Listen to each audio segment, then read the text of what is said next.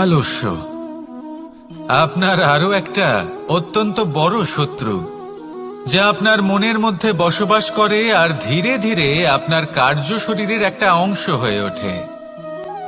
সব কাজে দেরি করিয়ে দেয়, সবকিছু নষ্ট করে দিতে পারে এই আলস্য। এই কাজ আজকে হলো না, কোনো ব্যাপার নয়, কালকে করে নেব। প্রকৃতি আমাদের এটা শেখায় না। ভেবে দেখুন, যদি সূর্য এটা ভাবে যে কাল উদিত হব না, কিছুদিন পরে উদয় হব, তাহলে কি হবে? সমগ্র পৃথিবীর বিনাশ হয়ে যাবে, ঠিক কিনা? দেখুন, এই আলস্য নিয়ে খুব সুন্দর একটা কথা আছে, আলস্যস্য কুতো বিদ্যা। অর্থাৎ যিনি অলস হয়ে বসে থাকেন তিনি বিদ্যা লাভ করেন না, জ্ঞান লাভ করেন না, আর জ্ঞান না থাকলে তিনি ধন অর্জন করতে পারেন না। তার জীবনে সুখ স্বাচ্ছন্দ্যের অভাব থাকে, বন্ধুর অভাব থাকে। যেখানে সুখ স্বাচ্ছন্দ্য নেই, মিত্র নেই, আপনজন নেই, জ্ঞান নেই, সেখানে আনন্দ কিভাবে বাস করতে পারে? সেই জন্য কথায় আছে, যিনি কর্ম করেন তিনি এই সংসারে যে কোনো সুখ স্বাচ্ছন্দ্য ভোগ করতে পারেন। তাই কর্ম করুন, সময়কে সম্মান করুন, আর এই আলস্যের উপর বিজয় লাভ করুন। আর আমার সাথে ভালোবেসে বলুন, রাধা রাধা। জীবনে যদি আপনি বন্ধু লাভ করতে চান, তাহলে আপনাকে অনেকগুলো কাজ করতে হবে। প্রথমে একজন যোগ্য পাত্র সন্ধান করতে হবে, তারপর তার সাথে সময় কাটাতে হবে, সুখ দুঃখে তার সাথে থাকতে হবে, তবে গিয়ে সে বন্ধু হবে।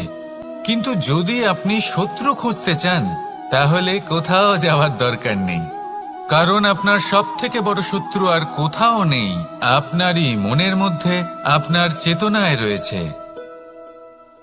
ক্রোধ, মোহ, লোভ, কাম, মদ, মাৎসর্য।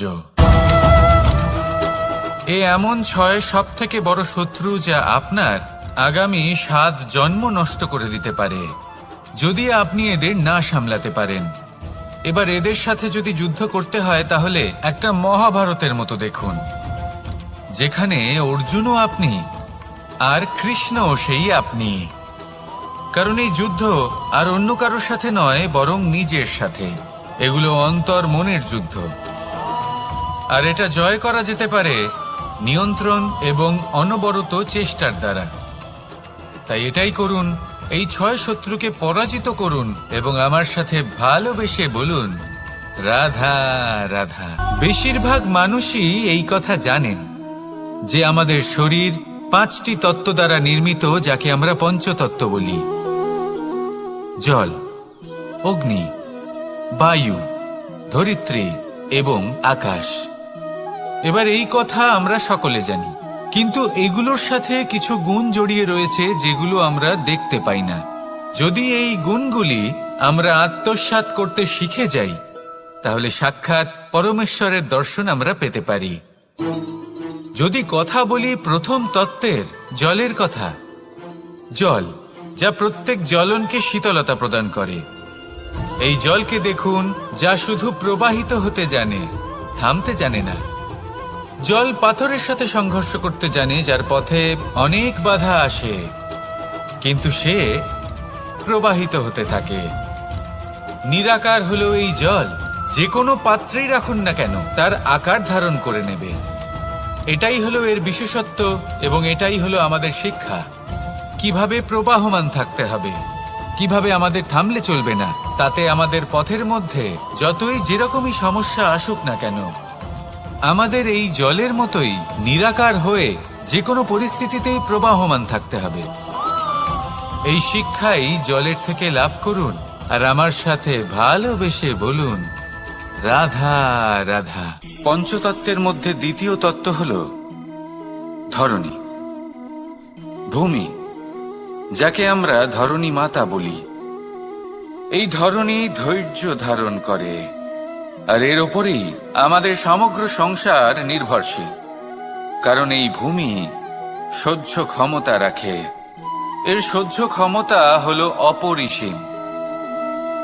সন্তান যতই আঘাত প্রদান করুক না কেন, প্রেম পূর্বক সহ্য করে আর তার বদলে অমূল্য রত্ন প্রদান করে।